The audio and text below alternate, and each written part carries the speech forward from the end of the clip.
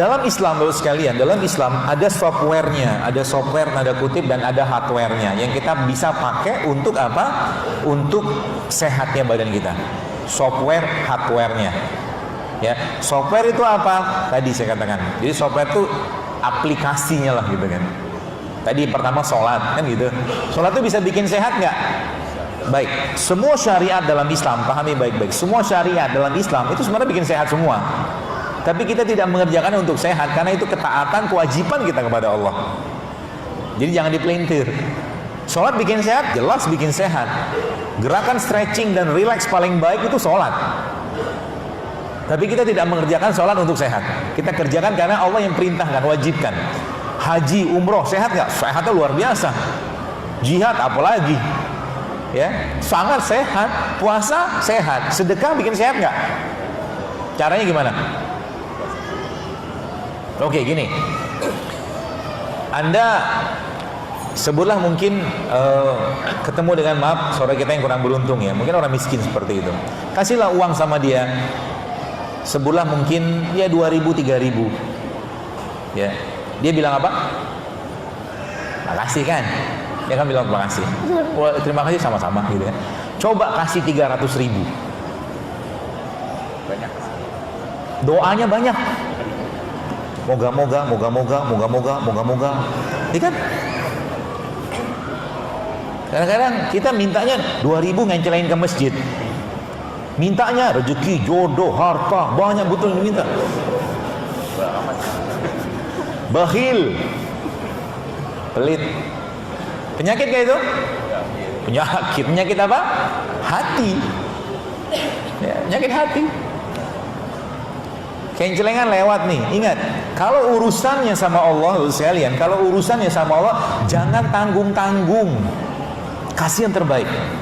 Kencelengan lewat nih. Anda punya uang, katakanlah 50.000 yang lecek sama 50.000 yang baru. Masukin yang baru. Yang lecek juga masukin, nggak apa-apa.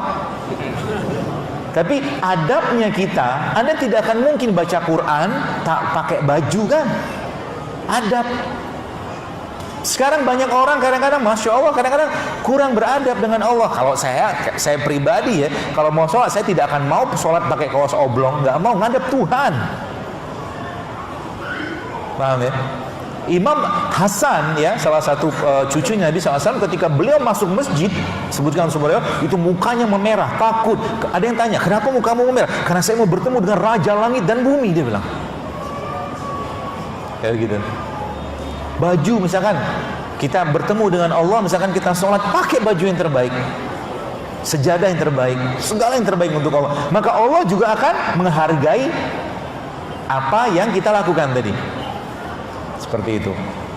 Ya, itu ibadah juga kan, ibadah. Bagaimana ketulusan kita, keikhlasan kita dalam menghadap Allah Subhanahu wa taala. Umroh juga sama. Kalau Anda punya uang untuk lebih umrohnya, sekalian umroh yang terbaik. Kalau perlu nanti bisnis kelas. Oh, akan diganti Allah. Kita tuh kadang-kadang bahkan doa saja, karena gini. Coba saya tanya, Bapak sekalian di sini.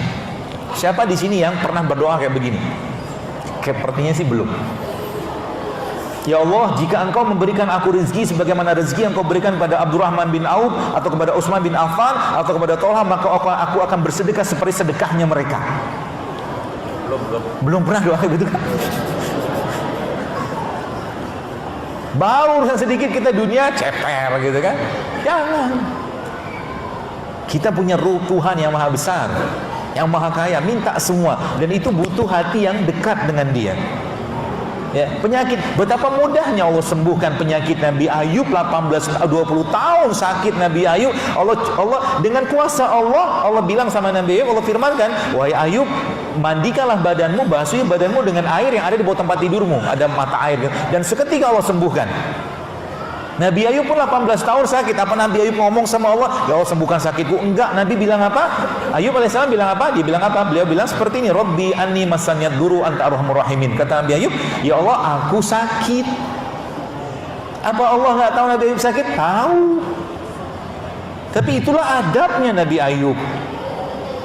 Bagaimana Nabi Ayub itu sekalian begitu manjanya dengan Allah, dan seketika Allah kabulkan doanya. Apa susahnya Allah menghilangkan hipertensi? Apa susahnya Allah menghilangkan darah tinggi atau mungkin diabetes atau penyakit-penyakit beratannya? Mungkin yang masalahnya bukan di penyakitnya. Allah begitu mudah hilangkan itu. Tapi masalahnya si hamba ini sudahlah sakit, baca Quran nggak mau, zikir nggak mau, sholat masih telat. Kayak gitu kok minta sembuh, bisa gitu lah, bisa kita.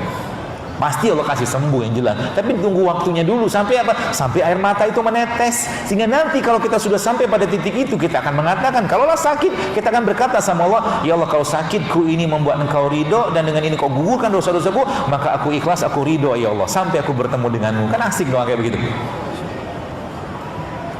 Maka sehatnya kita harus menjadikan kita lebih taat. Mumpung Anda sehat, maka jangan jauh-jauh dari ketaatan. Gitu loh. Dan ketika orang sudah sakit, sebenarnya yang Allah minta, orang lagi sakit tidak mungkin diajakin, katakanlah misalkan orang lagi sakit, kita ajak dia untuk berpikir yuk ke Waikambas yuk, atau ke Pantai Krui atau segala macam. Nggak mungkin mikir kebituan. Ini kan mumpung sehat, perbanyak atau tingkatkan ketaatan. Dan semakin banyak yang kita kerjakan Bapak sekalian untuk Allah secara bonusnya, atau kan orang lain nggak kerjakan, kita kerjakan. Contoh misalkan let's say mungkin maghrib sini jam 17.50 lah misalkan, 17.50 maghrib, orang datang kadang-kadang 17.55, Anda datang 17.30, duluan ketemu Allah. Itu saya katakan bonusnya. Orang tidur, kita malah bangun malam hari sholat. Luar biasa kan? Orang makan, kita puasa. Orang nggak sedekah, kita sedekah. Itu banyak nanti bonusnya. Dan itu akan menjadikan doa-doa kita akan mustajab, akan dikabulkan oleh Allah Subhanahu wa ta'ala.